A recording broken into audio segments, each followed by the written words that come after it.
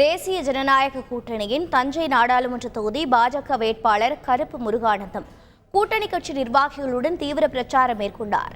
கருப்பு முருகானந்தத்திற்கு பாஜக மற்றும் கூட்டணி கட்சி தொண்டர்கள் உற்சாக வரவேற்பு வழங்கினர்.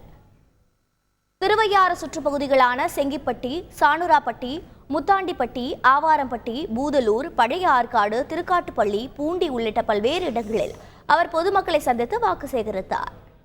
நமது உரிமை குரலை எழுப்ப இருக்கின்ற நமது வேட்பாளர்